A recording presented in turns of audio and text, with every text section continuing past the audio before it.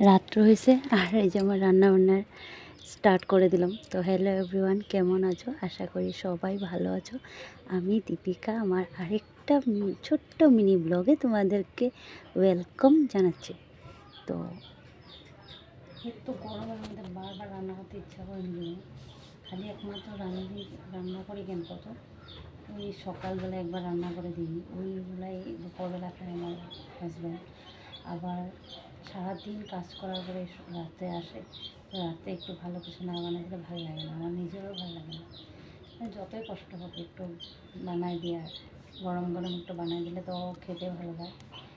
তো ও যেটা খেতে ভালো পায় আমি তো করবই না, ও আমাদের সবার খেয়াল রাখে আর আমরা রাখবো না।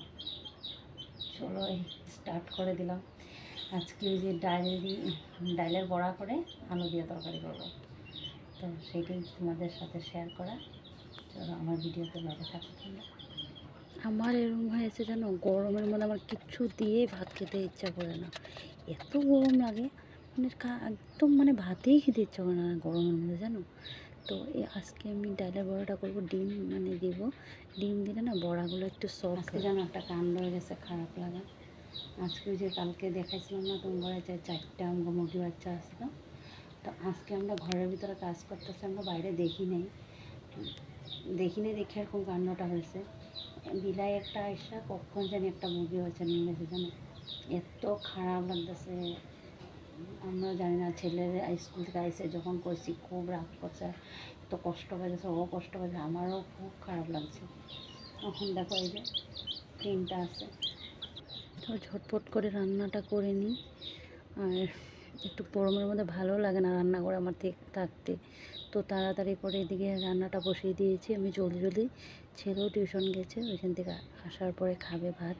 ও একটু জলদি খিদা পেয়ে যায়, জানোই তো তোমরা, ও ফুটবল খেলতে যায়, তো খিদাটা ওর অল্প জলদি পেয়ে যায়।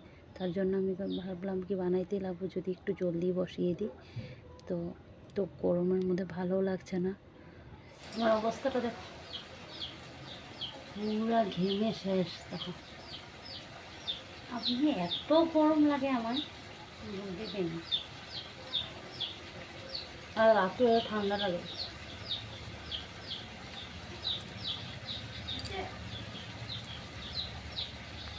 রান্না করে জলদি তো রান্না করতে করতে আমি একটা বড়াও খেয়ে নিয়েছি, এত সফট হয়েছে, আমি কিন্তু সত্যি বলছি। তো আমার রান্না কমপ্লিট, আমার নেক্সট ভিডিওতে তোমাদের সাথে দেখা হবে। আজকের জন্য বাই, গুড নাইট, সবাই ভালো থেকো।